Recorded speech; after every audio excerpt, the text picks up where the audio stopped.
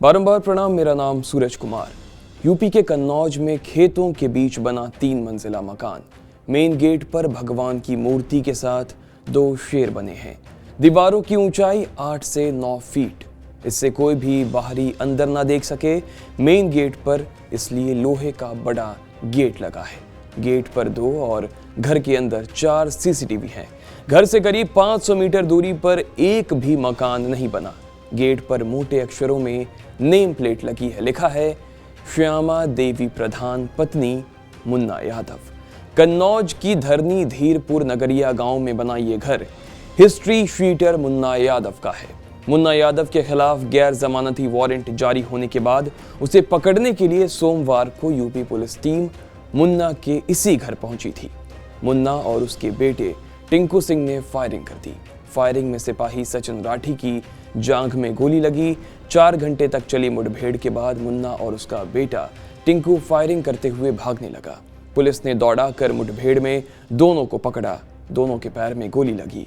मुन्ना यादव की पत्नी और बेटी को भी हिरासत में लिया गया। अब प्रशासन मुन्ना यादव के घर और उसके आसपास की जमीन की नाप कर रहा है। हिस्ट्री शीटर के घर जांच करने राजस्व टीम पहुंची है। राजस्व टीम के साथ नायब तहसीलदार भरत मौर्य ने बताया कि जांच अभी जारी है। जांच के बाद कार्रवाई की जाएगी और कहा जा रहा है कि मुन्ना के घर पर बुलडोजर चल सकता है। मुन्ना यादव और उसका परिवार भले ही अब पुलिस गिरफ्त में हैं, लेकिन उसका गांव में खौफ अभी भी इस कदर है कि लोग उसके खिलाफ एक शब्द भी बोलने से डरते हैं। अगर किसी से उसके बारे में बात करने की कोशिश कीजिए तो लोग दरवाजा बंद कर देते हैं। मुन्ना यादव के घर जाते समय रास्ते में एक भी ग्रामीण आपको दिखाई नहीं पड़ेगा। बस चारों तरफ पुलिस की गाड़ियां और पुलिसकर्मी जांच करते नजर आएंगे। सोमवार को पुलिस की जो टीम मुन्ना यादव को पकड़ने गई थी, उसमें शामिल सचिन के साथ ही एक पुलिसकर्मी ने कहा कि हम 4-5 लोग थे।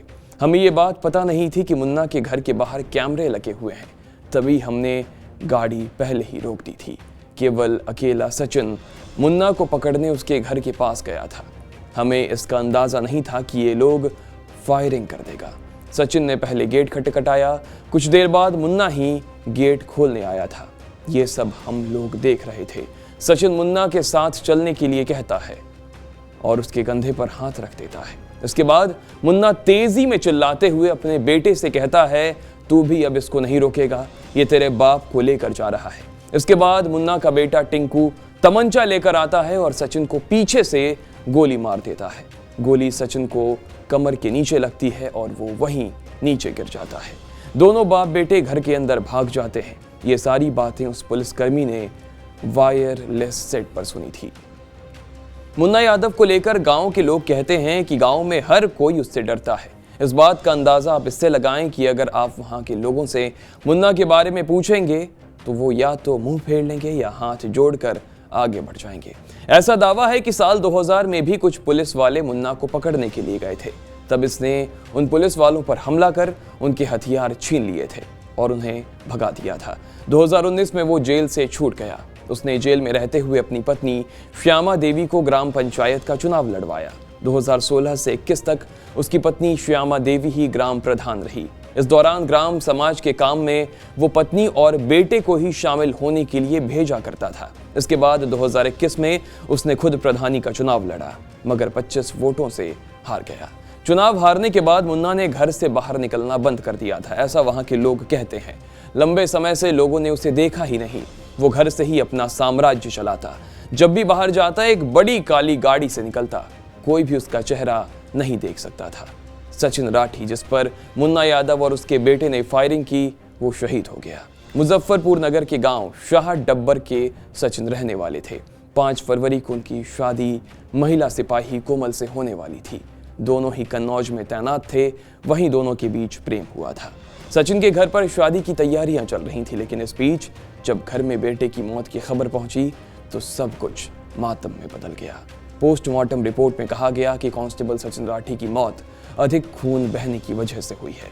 डॉक्टरों ने बताया है कि इलाज मिलने में ज्यादा समय लग गया। इसके चलते कांस्टेबल की जान चली गई। अब मुन्ना यादव के घर और उसके आसपास की जमीन की नपाई चल रही है और लोग इस उम्मीद में हैं कि उस पर और उसके संपत्ति पर सरकार जल्द बड़ा एक्शन लेगी। उत्तर प्रदेश उत्तराखंड की खबरों को जानने के लिए देखते रहिए TV9 उत्तर प्रदेश उत्तराखंड।